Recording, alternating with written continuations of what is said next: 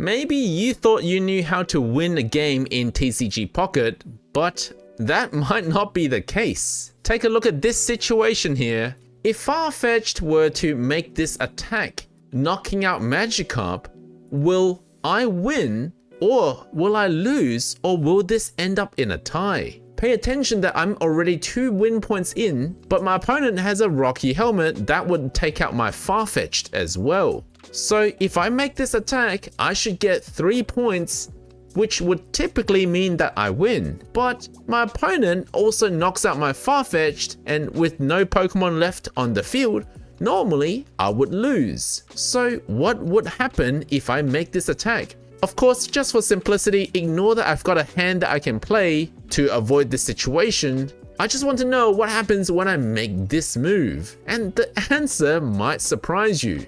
But to understand the outcome of this, first we need to go back to the basics. That was a really long introduction to how to win a game in TCG Pocket. Welcome back to another video, it's Bro Vinny here. I spent the last few hours asking people several situations whether the game would determine that I'm the winner, the loser, or end up in a tie. And I can tell you that a lot of the times we don't agree in these special scenarios that I've set up. But to understand whether you win or lose, first you need to know how the game determines what is considered a win or a loss. Unfortunately, just by reading the tips in the game, it still doesn't give you all the information that you need. But of course, we're going to start with the basics. In order to win a game, you have to meet one of 2 conditions according to the game. If one player gets a certain number of points, so in our case, it will be 3 points, before the other player, then that player wins the battle. That's the simplest and most common way to win. Alternatively, if a player doesn't have any more Pokemon remaining in play, so in the field of play, either in the active or the bench slot, then that player also loses the battle regardless of the number of points each player has. So even if you're only on 1 point each, if one player is out of Pokemon cards on the field, then that person loses. And just so we cover all bases, of course you would also win if your opponent concedes. Or if you reach the time limit on your play, then you would also lose. And there is also such a thing as a turn limit. If you reach that, then it would end up in a tie. And lastly, now this feels like a relatively new concept, is the idea of a double loss. If for some reason you disconnect and you don't return to the game within an allowed time, obviously you already knew this, the other player will get the win. But if you both disconnect, even if it's at a different time to each other, then you both would be counted as a loss. It doesn't matter who disconnects first. If you disconnect during a match, you will automatically receive a loss. Now, in the last video, I actually talked about a potential bug in the game where if you close the game just a touch too early, even though the game told you you had won and it gave you the victory screen,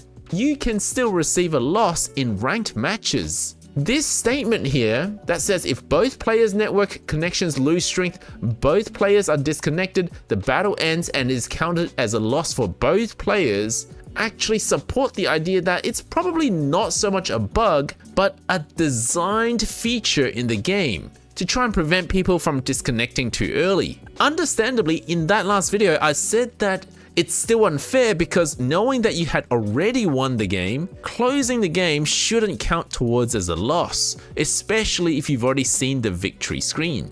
Regardless, that's not the topic for today. But it is interesting to note that the game does have a feature that allows a double loss in a matchup. And just a side note about that situation is that if you quickly reconnect, you will be able to get your win back. But just don't wait too long because the game will count it as a loss. So now that you think you understand how winning works in this game, let's go through a number of different scenarios. This is the first one. In this situation, my Farfetch has 20 HP. If I make an attack, I will take 20 damage from the Rocky Helmet. I currently have 1 win point, my opponent has 0. So if I make this attack and I knock out the active Pokemon on the opponent's side, will the Rocky Helmet cause my Farfetch to get knocked out at the same time?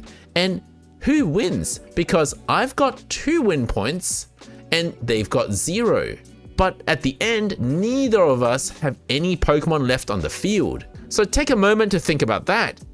Now, in this situation, I haven't made 3 win points yet, and both of us have 0 Pokemon left on the field. So going back to the winning conditions, according to the first winning condition needing to get 3 points, neither of us has achieved that, so neither of us should get the win. And by the second condition, both of us had won. Or rather, both of us had lost because there's no Pokemon left on the field. So I ended up getting 1 extra win point. My opponent got their first win point, and it ended in a tie. Congratulations if you guessed tie, because that's correct. But is the logic correct? Let's take another look. This here is the second situation. Once again, my Farfetch will make an attack, and both of us will get knocked out because of the Rocky Helmet.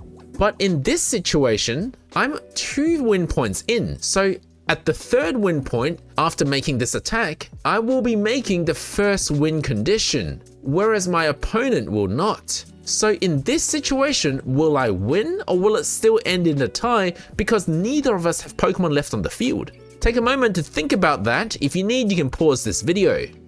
Alright, so this is what happened. I got my 3rd point and it counted as a victory for me.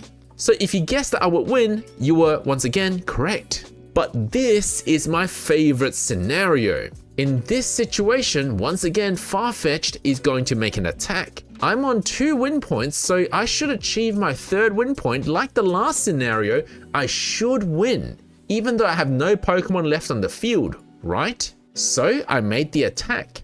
After the attack, I would get 3 points, and my opponent would get 1. But for some reason, this ended in a tie. So let's go back and take another look. Would you have guessed that I would win this match, or would I have lost this match, or it ended in a tie? It turns out my opponent having an extra Pokemon in the bench when I don't have any extra Pokemon on the bench, despite not having any win points to begin with, still contributed to one of the 2 winning conditions. So going back to this here, remember, if one player gets 3 points, then they get a win. But in this specific scenario, my opponent got the 2nd winning condition in that I don't have any Pokemon left on the field after that attack. So we each got 1 winning condition, which is why it ended up in a tie. And I guess I just never thought about it that way, where it's about how many winning conditions you meet, not how many win points you have or how many bench Pokemon you have. It has nothing to do with all of that. The true way to win a game in TCG Pocket is by the most number of winning conditions. If you're now getting confused, I don't blame you, because I had to do a lot of testing to understand this. Let's take a look at a few more scenarios so that we can cement this idea in. This is the same as the last situation, except my opponent also has 2 win points, meaning that when I knock out the Farfetch in this next move, we would both get 3 win points. But my opponent has benched Pokemon, whereas I'm completely empty. So take a moment now and think about what I said earlier about the winning conditions.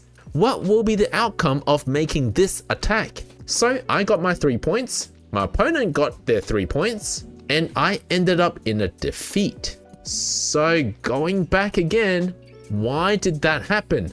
Because my opponent got 2 of the winning conditions, both the 3 win points and the fact that they've still got Pokemon on the field while I don't. Whereas I only got 1 of the winning conditions, and that's the 3 win points, leading me to a loss. I hope you're still following, because if you're not, you're gonna have to go back and start again.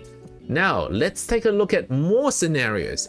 Do the number of bench Pokemon matter? So once again, my opponent and I both have the same number of win points, 2 points, and I'm about to make this attack that would knock out both of our active Pokemon. But I have more bench Pokemon than my opponent. So having more bench Pokemon, will that help in getting me a win, or will that become a tie based on what we understand as winning conditions? Pause the video if you need to, have a think about it.